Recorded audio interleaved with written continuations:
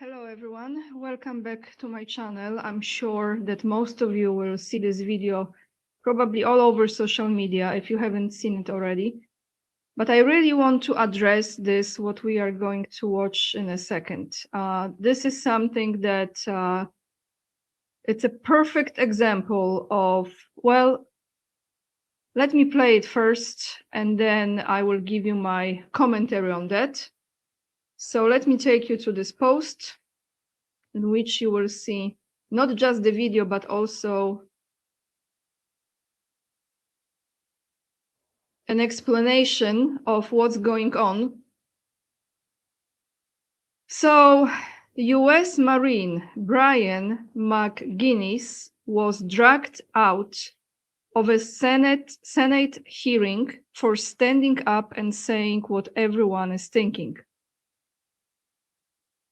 Now, reports say that they broke his hand. Now you're gonna see this video, and you're gonna hear also from someone who was sitting there shouting and commenting on what's going on. So let's take a look. I'm gonna mute myself right now, and then I give you my comments.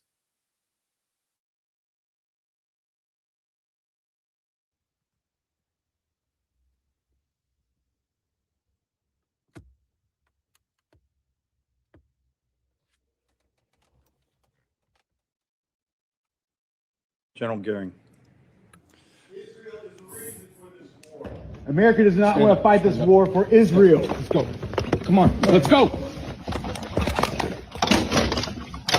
America does not want to send its sons and daughters to war for Israel. Your inability to name that shows you exemptness as leaders. This is wrong. No. And nobody wants to fight for Israel.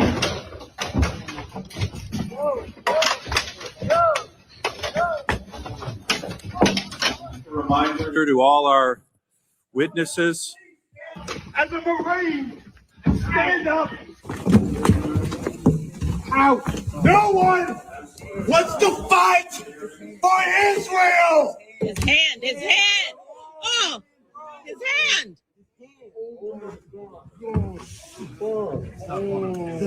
Sir. Let go of your hand. Let go of the door. Only go of the door. The senator broke his hand. A sitting U.S. senator just broke the hand of a Marine. Sir. Control your Senate. Look at you guys, you're robots! You won't even look back! Look at you guys, you're like robots! Capitol Police will escort any protesters. Everybody sit down, please. I'm getting out of here. That's fine. Everybody sit down, please. Is your hand okay? No, it's not.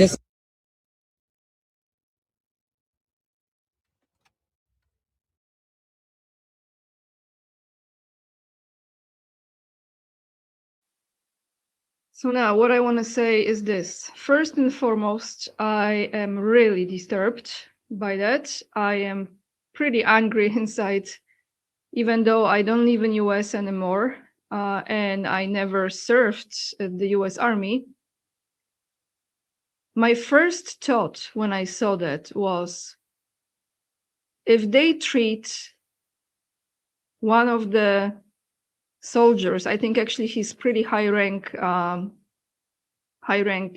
serviceman.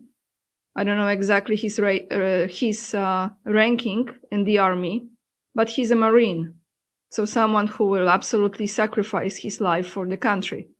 If they treat someone like him, like that woman said in the video, I think you could hear it at the end, and you're doing nothing, you're sitting like robots. Yes, that's exactly how they're going to sacrifice people. And I think this is just the perfect example for people to wake up and see how all the governments operate. There could not be a better example of it. They just sit, they don't move at all, there is zero compassion, zero appreciation for the service. No one really gives a shit. And people still believe in governments. They believe in the so-called leaders, presidents, prime ministers, whatever, okay? They still do.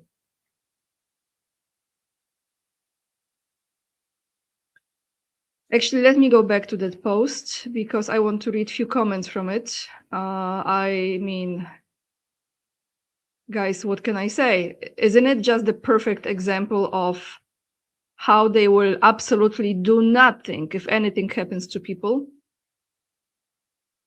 And someone says here, and no one said a word or stood up or anything. That's the hardest thing. This man is a hero. Another comment. This is actually from Eric, from this man who has this account. I wish every person in the army did this. And another person here says, 4 men to take down 1 Marine, praying more of them stand up like this.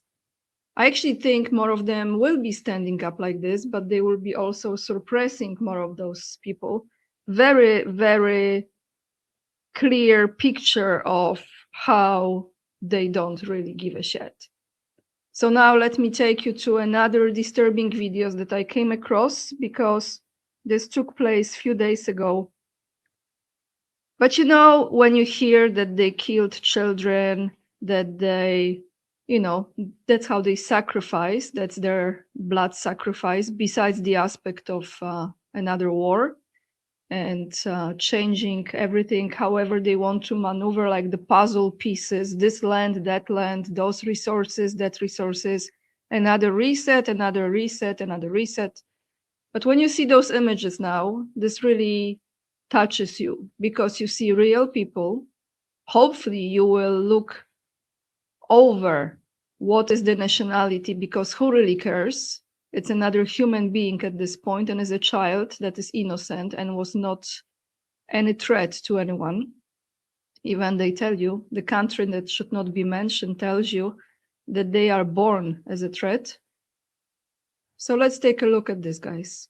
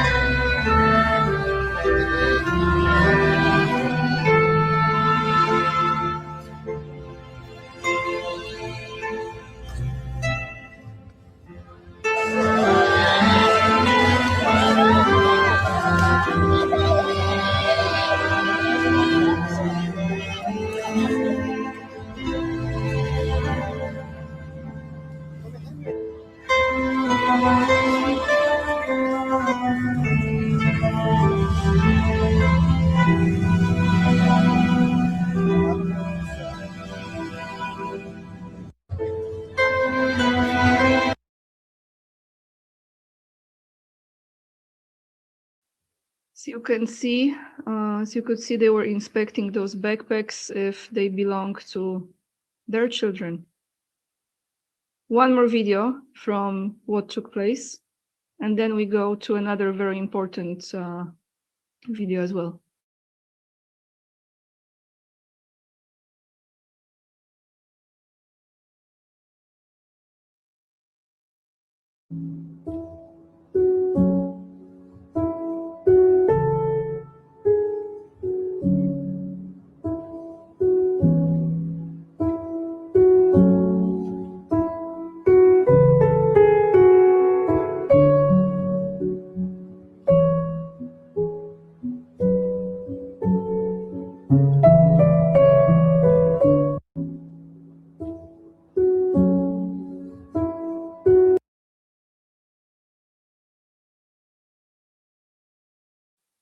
So I don't know if 171 was the number, that was the final number of how many of those children died, were sacrificed.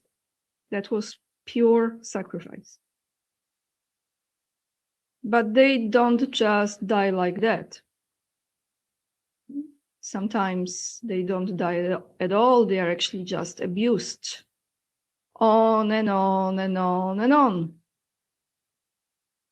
And that's why it's very important when someone like this, let me take you to this video, brings it up. And he's fighting with this. I don't know how successful he will be ultimately. Tim Tebow, this is from yesterday. I want to play this in full length because the scale of it is absolutely horrific. And pay attention to what he is talking about. This is about United States, but I'm sure there are many other countries that does exactly the same thing. However, since he is an American and he advocates for children, and just take a listen. Take a listen to what he has to say. Good morning, Chairman Hawley, Ranking Member Durbin, distinguished members of the committee. Thank you so much for having me. It's an honor and really a privilege and humbling to be here with all of you, Miss Julia, Miss Stacia, Yasmin, and Miss Jane. It really is humbling and feel unworthy to be sitting beside all of you. So thank you so much for your work. As you mentioned, I'm so blessed to be a part of the Tim Tebow Foundation, and we exist to bring faith, hope, and love to those needing a brighter day in their darkest hour of need. But to really sum it up, it's to fight for people that can't fight for themselves. And I believe that's exactly why we're here today. Several years ago, we were finishing a leadership meeting, and I looked at Camille, our VP of Anti-Human Trafficking and Child Exploitation, and she had a very sober look on her face. And I said, Camille, what is it? What's breaking your heart? And she wrote down the number 20,000. And I said, Camille, 20,000 what? And she said, 20,000 boys and girls. That's the best guess of what law enforcement can see in rape and abuse images, but yet they're categorized as unknown, unidentified. So that led us to a meeting in Lyon, France with HSI, FBI, Interpol, Europol, NICMIC, Google, ONIMI, and 18 other countries to find out, okay, what actually is the closest thing to the truth? And it wasn't 20,000. It was 57,000 boys and girls in the ICSA database that have yet to be identified. And that led us to Renewed Hope 1, 2, and 3, which identified over 1,100 boys and girls, and over 550 of them have been safeguarded so far. And right now, 30 minutes away at C3, the Cyber Crime Center, which is just so many of the best investigators and agents that America has to offer. They really are incredible. We just came from there, and I just want to thank them because they are the tip of the spear and the best of the best. And right now, the biggest operation ever in the fight against child exploitation is taking place with 30 countries, 34 agencies, 94 investigators and victim identification specialists, and hopefully it will be one of the biggest operations ever in history. But the problem is that the number now is not 57,000. With all of the work that all of these people and amazing law enforcement agents and nonprofit NGOs are doing all around the world, the number is not 57,000 like we said 2 years ago. It's over 89,000. We are losing the battle and we are losing the war, and boys and girls are suffering for it. And to give you an idea of the scope of what's happening in America, there's a red dot map right over there over my right shoulder, and that's just a 6-month screenshot of the US. And every red dot that is on there is someone that is downloading, sharing, or distributing child rape images, almost all under the age of 12. And there's over 330 of them just in that 6-month screenshot. And we know that 55 to 85% of them are also hands-on offenders, and we know that your average offender has 13 victims in their lifetime. The scale of harm right here in America is, to a certain extent, hard to comprehend, but that's why we're here. And when you knock down one of those doors, you also have no idea how many boys and girls you're going to find. From Operation Renewed Hope 1, one of the doors that was knocked down, when they went in and seized his computer, they found that he also had raped 30 other boys and girls in that neighborhood. So there's a lot of work to do. And Ranking Member Durbin, you're right. We have to be able to act. A little over a year ago, I was at one of our protection centers, and a protection center has extra security because there's still a bounty and a price on these girls and young women's lives. And I was walking through the counseling rooms, and I walk up to one of the counseling rooms, and it's this beautiful couch, and it's got teddy bears and toys and children's books in it.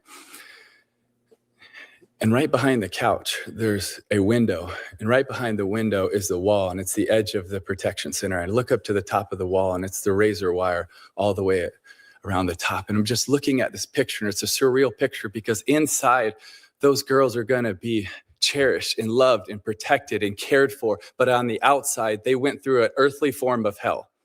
And I'm standing there looking at this picture, and one of our team members comes and whispers in my ear as I'm looking at this picture.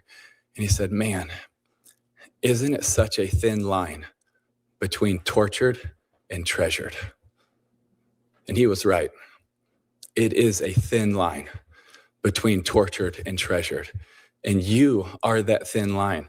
And all of you are that thin line. But we have to have more people on that line, and we have to do a whole lot more, and we have to do it faster, because every day we wait, they're suffering, they're crying. And I believe right now, many of them are praying that we would respond. But how are we really going to respond? Because I ultimately also believe that this is what we're called to do. And what is calling me, and in my opinion, the best definition is an urgent and divine invitation to accept responsibility for a particular task. But the question is, will we actually accept the responsibility of caring for these boys and girls and truly protecting them? Or are we just going to continue to talk about it? Because there's so much we can do, but the question is, will we? Thank you for having me, and thank you for letting me be a part.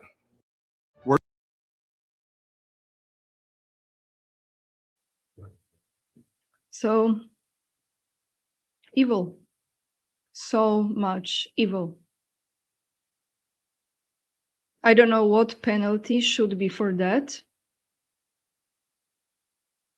But he said, on average, a person who does that has at least 13 victims. Did you see that map? And he said 30 countries all around the world are in this operation. Now, it's hard, it's hard to look at this, it's hard to acknowledge it, but if we don't face the truth, then how we are going to heal anything or change anything? Just swipe it under the rug and ignore it, right? Now I want to take you to a different video. This is about the nukes. Nukes, etc., etc., etc. But did you ever ask yourself a question? I am not an expert in it, and I don't want to be, but since they lie absolutely about everything, don't you think they are lying about this too? Again, maybe they are not. But this guy has actually a valid point. So let's take a listen.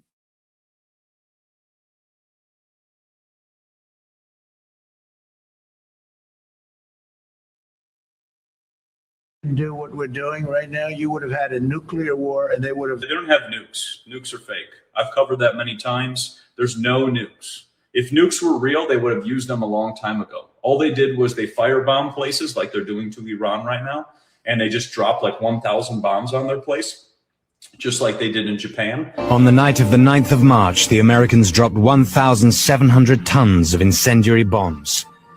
Some 16 square miles of Tokyo were destroyed. And they just level it, kind of like Gaza. That's kind of what they did too. There's no nukes.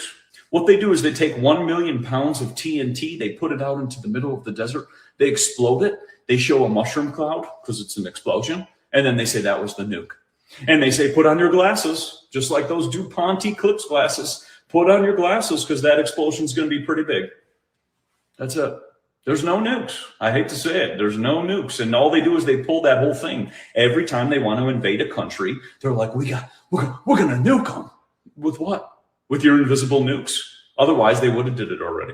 Think about it. It would have been used. If you could just level an entire country in 1 second, they would do it. The thing is what we live in is like the Wizard of Oz, okay? We live in the Wizard of Oz. And in the Wizard of Oz, you have this man hiding behind this thing, pretending to be this thing that he's allegedly is. But in reality, they're not any of that. They have no access to any of that. Same with germs and bioweapons and lab leaks. That's all nonsense. There's no germs or viruses or anything that are jumping all over to come get you. There's no bioweapons and lab leaks and any of that. It's fear. But if we didn't do what we're doing right now, you would have had a nuclear war and they would have. So probably many of you are shaking your heads right now like, no, Anya, this is BS. But what if, let's just consider, what if there is some truth to it? What if this man is actually right? Because don't you think they would use it already? Have they used it already? Was Hiroshima and Nagasaki what we were told it was? I don't know. I'm not an expert. But since that time until now, don't you think they are so crazy, as we know they are, that they would use it already, by now, again? So how about, let's just consider, this is another form of how to manipulate people by using fear. You control them with fear. It's the easiest. And I'm not saying they don't have dangerous weapons. And again, I want to say what I said yesterday, that this false flag attack that will be created by the country that should not be mentioned on American soil to convince everyone how important this fight is, because let's rewind back again and let's look at the big picture. That's what Chabad Lubavitch and the sect wants to do. That's what Talmud, I believe, says. That's the Zionist vision. To destroy Europe, Europe must fall first, the West must fall first, and they're going to use Islam. So they're going to turn Islam against Christianity, and that's what we are witnessing right now. And then here we go, they show up and they want to reign. Will they succeed at it? Ultimately, I don't think they will be successful, but are they going further with this project? Absolutely. And this is actually what is unfolding for the great new Israel project, everyone. Kazaria 2.0, or however you want to call it. Yeah. So let's just ask ourselves a question. Maybe this man was saying some truth. Who knows? We see. Thank you so much for watching my video today. If you appreciate the content, make sure to hit the thumbs up and subscribe to my channel. Leave the comments down below. Let me know, what do you think? Because we have to question absolutely everything. And if you choose to support my work, the best way is to order one of my books that is for children, beautifully illustrated. How to order it, you have information down below the video. You can also become the Patreon or Locals member, or simply donate on PayPal. And if you have Instagram, let me show you. Make sure to follow me there. And my Instagram is dedicated to other things, not to the politics. Oh, actually, you know what? Let me open this for you as well, because I just came across it. Mark Twain said, God created war so that Americans would learn geography. Well, what can I say? So here is my Instagram. It's AniaK_44. If you have it, make sure to follow me there. You see some pictures from my recent trip to China as well. And with this being said, guys, lots of love. And remember, we are the leading edge and we are saving humanity. And I want to say one more thing. Thinking about this Marine guy who was dragged out of that room, not even allowed to express his opinion. Keep his image in your mind when you trust any official, any politician, anyone in the government. Keep him in mind. Because if you're opposing what they want you to believe in, doesn't matter how so-called important you are, you could be dragged out exactly the same way. Hopefully still alive afterwards. That's all for today. I see you in the next video. Bye, everyone.